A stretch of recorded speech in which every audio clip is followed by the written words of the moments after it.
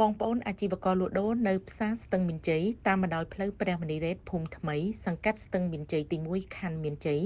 ជាង100នាក់បានសម្ដែងនូវការអរគុណយ៉ាងជ្រាលជ្រៅបំផុតចំពោះសម្ដេចធិបតីហ៊ុនម៉ាណែតនាយករដ្ឋមន្ត្រីនិងឯកឧត្តមខួងស្រេងអភិបាលរាជធានីភ្នំពេញដែលបានយកចិត្តទុកដាក់គិតគូរពីទុក្ខលំបាកពួកគាត់ដោយរៀបចំជួសជុលនិងសាងសង់ដំបូលព្រមទាំងហេដ្ឋារចនាសម្ព័ន្ធផ្សារដែលខូចខាតឡើងវិញដោយសារអគារចាស់នេះបានសាងសង់ឡើងអំពីឈើប្រក់ក្បឿងមានសភាពចាស់ទ្រុឌទ្រោមខ្លាំងមានអាយុកាល66ឆ្នាំទៅហើយនោះជាក់ស្ដែងនៅក្នុងកិច្ចសម្ភាសជាមួយបងប្អូនអាជីវករលក់ដូរក្នុងផ្សារនាថ្ងៃទី20ខែសីហាឆ្នាំ2026គណៈអាជ្ញាធរខណ្ឌមានជ័យនិងគណៈកម្មការផ្សារស្ទឹងមានជ័យរៀបចំពិធីក្រុងពីលីតាមបែបសាសនាដើម្បីសូមម្ចាស់ទឹកម្ចាស់ដីសូមសេចក្តីសុខចម្រុងចម្រើនឲ្យការរុះរើសំណង់ចាស់ចេញហើយសាងសង់ដំបូលផ្សារថ្មីឡើងវិញប្រព្រឹត្តទៅដោយរលូននិងទទួលបានជោគជ័យលោកស្រីអុកប៉ូលីកាជាអាជីវករដូរលុយលោកស្រីហាក់ស៊ីយឿនជាអាជីវករលក់មាសក៏ដូចជាលោកតាំងស្រុនអាជីវករជួសជុលនាឡិកាបានមានប្រសាសន៍លើកឡើងស្រដៀងគ្នាថាចាខ្ញុំសូមអរគុណហើយក៏ត្រេកអរដែរដែលបានសម្ដេចបវរធិបតីដែលបានជួយជ្រោមជ្រែងឲ្យបានដំបូលផ្សារមកឲ្យខ្ញុំជាអាជីវករលក់ស្រួលព្រមទាំងអភិបាលក្រុងដែលបានជួយជ្រោមជ្រែងនេះខ្ញុំជាអាជីវករក៏អរគុណដល់សម្ដេចបវរធិបតីនិងសាលាក្រុងព្រមទាំងក្រុមការងារទាំងអស់អរគុណខ្លាំង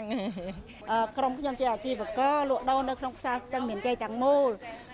យើងខ្ញុំទាំងឡាយមានចិត្តត្រេកអររីករាយដោយសារទី1បានដំបូលថ្មីវាការពារសុវត្ថិភាពគ្រប់យ៉ាង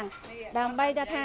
ឲ្យយើងនឹងធ្វើដំណើរហើយនឹងលក់ដូរជួបជុំបងប្អូនទាំងអស់គ្នាអញ្ចឹងណាហើយបើសិនណាដំបូលនឹងគ្រូធ្លាយអាជីវករយើងលក់ដូរមិនកើតបងប្អូនញាតិមិត្តទាំងអស់ក៏អត់បានមកផ្សារដូច្នេះខ្ញុំទាំងឡាយត្រេកអររីករាយណាស់ហើយជាទីបញ្ចប់សូមថ្លែងអំណរគុណដល់រាជរដ្ឋាភិបាលនិងបងប្អូនថ្នាក់ដឹកនាំទាំងអស់សូមបានជួបសេចក្តីសុខចម្រើនគ្រប់គ្នាជាពិសេសសូមឲ្យជោគជ័យក្នុងភារកិច្ចទាំងមូលសូមអរគុណសម្រាប់ពួកខ្ញុំអាជីវករនេះមានមានអារម្មណ៍ថាសប្បាយរីករាយដែលបានពបធិបតីទាំងពីរបានហើយនឹងខាងសាលាក្រុងខាងខណ្ឌក៏បានជួសជុលដំបូលនិងសាងសង់ដំបូលផ្សារថ្មីឲ្យពួកខ្ញុំចា៎អាជីវករតំណាងឲ្យអាជីវករទាំង186តូបបាទហើយអញ្ចឹងនៅក្នុងការដែលរដ្ឋាភិបាលព្រមទាំងថ្នាក់ដឹកនាំលោកអាយដាមខួងស្រេងគាត់ខ្នះខ្នែងនឹងជួយរមធ្យោបាយដើម្បីឲ្យដំបូលដែលទ្រុឌទ្រោមនេះបានមកថ្មីអញ្ចឹងខ្ញុំសូមថ្លែងអំណរគុណយ៉ាងជ្រាលជ្រៅចំពោះរដ្ឋាភិបាលដូចជាដឹកនាំរបស់លោកនាយករដ្ឋមន្ត្រីបវរធិបតីទាំងអស់ព្រមទាំងជាអាយដាមខួងស្រេងដែលគាត់បានដឹកនាំនិងខំរវិធីជួយអាជីវករពលរដ្ឋទាំងអស់ឲ្យបានមានជីវភាពទូធានិងជួយសុវត្ថិភាពនៅផ្សារនេះដែលទ្រុឌទ្រោមនេះជួសជុលដំបូលចាស់ផ្លាស់ដំបូលថ្មីនេះខ្ញុំជាអាជីវករក៏អរគុណយ៉ាងអនេកប្បការបាទពួកគាត់ទាំងអស់គ្នាពិតជាអរគុណយ៉ាងជ្រាលជ្រៅបំផុតចំពោះសម្ដេចធិបតីហ៊ុនម៉ាណែតនាយករដ្ឋមន្ត្រីឯកឧត្តមខួងស្រេងអភិបាលរាជធានីភ្នំពេញនិងអាជ្ញាធរខណ្ឌមានជ័យដែលបានខិតខំខ្នះខ្នែងរៀបចំឲ្យមានការជួសជុលនិងសាងសង់ដំបូលផ្សារឡើងវិញគួររំលឹកថាផ្សារស្ទឹងមានជ័យបានសាងសង់ឡើងក្នុងឆ្នាំ1960សំណង់ធ្វើអំពីឈើប្រក់ក្បឿងដែលគិតមកត្រឹមបច្ចុប្បន្នមានអាយុកាលជាង66ឆ្នាំហើយខណៈដំបូលផ្សារមានសភាពចាស់ទ្រុឌទ្រោមខ្លាំងដែលបានបង្កការលំបាកនិងមានហានិភ័យខ្ពស់បងប្អូនអាជីវករទាំងអស់បានសំណូមពរមកអាជ្ញាធរ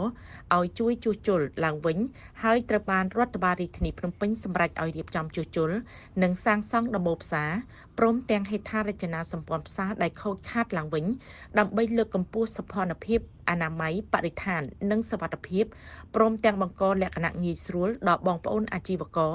ដែលប្រកបអាជីវកម្មបានសមរម្យនិងលែងមានហានិភ័យទៀតគូបញ្ជាក់បន្ថែមថាផ្សារស្ទឹងមានជ័យមានតូបលក់ដូរចំនួន186តូបហើយអាជីវករដែលលក់ដូរក្រោមដំបូលផ្សារស្ទឹងមានជ័យនេះមានចំនួន98តូបបើតាមគម្រោងសាងសង់គឺចាប់ផ្ដើមអនុវត្តនៅថ្ងៃទី20ខែសីហាឆ្នាំ2026នេះដោយប្រើប្រាស់ពេលវេលាចំនួន110ថ្ងៃនិងសាងសង់រួចរាល់